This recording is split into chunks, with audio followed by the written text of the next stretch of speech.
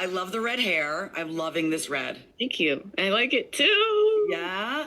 How long do you keep a color before you're like, all right, it's time to move on? Well, see, like I used to change my hair constantly, and so it was kind of like every couple months I would change it. Like 2018, it was just hair colors, just going through them. Yeah. And as soon as once I got the green hair, like my whole plan was I was gonna have green roots for like a couple months maybe, and then my plan was always red roots immediately after, and then I was like, oh, maybe I'll do some other colors, and then I think I'm gonna do this hair color, and then this, and then this, and then I just kept the green for like 3 years. And you did. Since then, it's been like, I don't know, I've been sticking with them for longer, but I think I'm back on my bullshit, so I think I might have to.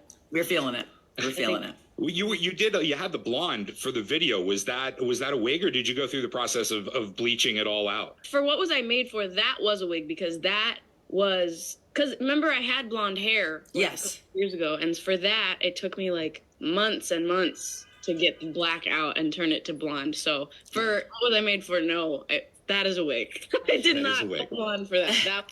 I might be bald now. So What Was I Made For? I mean, it's taken off for obvious reasons. Every time I hear it, I like get very emotional. I feel like I'm never going to get sick of it. It's absolutely beautiful. When you got the call to do that song, what was that moment like? It's a big deal. Yeah, it was a big deal. I mean, man, honestly, it was so unrealistic at first. I was like, yo, really? Like, oh, wow. I mean, yeah, It was when I was like, yeah, hell yeah. Like, of course, yes. Did you play with Barbies as a kid? Were you a girl that liked Barbies? Who wasn't? I don't know. I feel like there's got to be some people. I mean, I guess. No, yeah, I had all the Barbies. I had all of them. Yeah, I was making them do nasty stuff. So was I. For the video, did you decide to direct that on your own, or did somebody say, hey, this is a good idea for you, you should give it a try? And the concept, did you come up with that yourself, or where'd it come from? Yeah, it was my idea. It was I don't know, it was a cool process coming up with that idea. I had the like image of it in my head kind of since the beginning. I knew that it was like, I had that like kind of sage green backdrop, me 45-degree angle, yellow dress, blonde ponytail, desk. And that's all I had at first. And I was like, I don't know what's going on, but I know that image is like the video. I just didn't know what I was going to be doing at the desk or anything. And so it was like I kind of just like sat down with my friends and like my team, and I was like, what the hell am I, like, what are we doing at the desk? And it was just like a very collaborative, like, I was like, I want to be doing something, I want it to be important, I want it to feel touching and whatever. And I don't know, I think my mom came up with like it being like old clothes or something. And I remember just being like, ooh. And then like my friend Chelsea was like, what if it was like what if it's like doll sized? And then we were just like looking at all of, I don't know, it was very exciting. It was really cool. And then I kind of like storyboarded like all of the shots and how all of it moves. And like it's like very, I don't know, camera work is very musical to me. And so it's very important that everything happens like to the music. And so I stood in my yard and I had my mom pretend to be me, and I like did exactly what I wanted the camera to do at the exact like right moments. And I feel really, really proud of how that video turned out. It was such an amazing. It was. It sounds like you have a real knack for directing. Is directing someone's music video or maybe movie something that you're interested in? Sure. I mean, it would just be an honor for me. So I'm not like, yeah, I'm going to do that. But I'm just like, hell yeah, that would be a dream.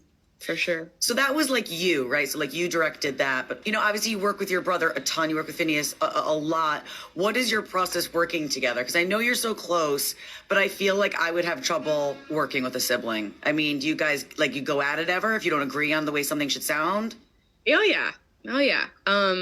Yeah, there's definitely a lot of bickering sometimes, but I was watching the footage that we have of the making of What Was I Made For, because we filmed the entire writing process, which is like kind of unusual for us. But in making this new album, we've been just filming everything we've been making. And it's really amazing, like, to just have the candid footage of how things are made. Because you kind of forget, like, I feel like I forget it. Like, I write something and then I don't remember what happened or how it went. And then if you watch it back, you're like, oh, that's how we came up with that. And that's where that idea came from.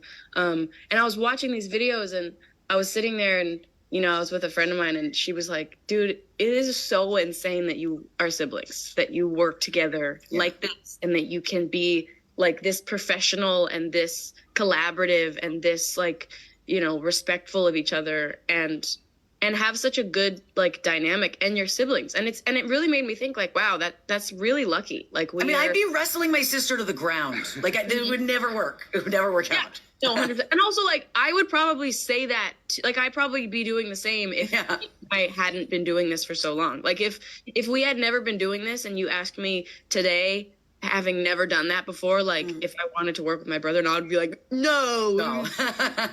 Well, you're like, your lives have obviously changed since you started collaborating together. So what's the one way your process has changed? Like, obviously the collaborative process has had to have changed since then. What's the biggest change you've noticed? I think that honestly, the biggest change I've noticed is I don't hate it anymore. Oh my God. I used to just like, I just was like, I would rather have done anything else than be writing a song. And I don't hate it anymore. I actually enjoy it and I'm much better. I think that another big change is that I'm much better now. I'm actually like, I'm writing a lot more, you know, than I ever did before, which is really cool. Billie Eilish is here, and we'll do more next on the mashup. With Stan, and Billie Eilish is still with us, Nicole. It's me. Look at you. Where are you sitting right now? You look like you're like in a garden. I am in the garden, girl. I'm in the yard. I'm So fancy. Nice morning. Yeah, I'm good. How does it feel that people are speculating about what I was made for an Oscar? I mean, What I can't. For an Oscar. I cannot. I mean, I cannot either. That's just like, it's all surreal to me. I mean, it's just like, I'm just honored to even be thought of, you know, within that world. It's just amazing.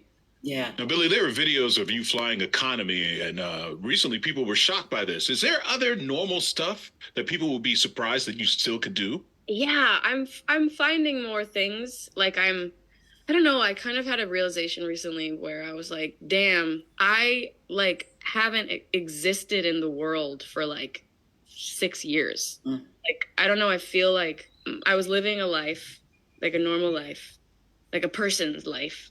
And then kind of as soon as I turned like 14, it just like stopped and it became something else, which rocks and like is amazing and really, you know, incredible that I get to do. But like, I definitely am like, oh, I don't know shit about. So, like, I hang out with people who lived all of the, like, people that are my age, and they're like, oh yeah, well, you remember this thing and like doing this kind of thing, and I'm just like, no, like, I feel like I'm an alien. Like, I don't know. Sometimes I hang out with people and they're like, yo, you want to do this together? And I'm like, I've never done that, and they're like, what? And so I think a lot of that was just like being afraid of going out and like afraid of people being weird, and I just got really anxious about it because it got really intense, as you can imagine. And I think that for the last many years I've just been like honestly too afraid to go out or do anything or be seen anywhere because I just didn't know what was going to happen. And there's also some like scary people out there, and you never know.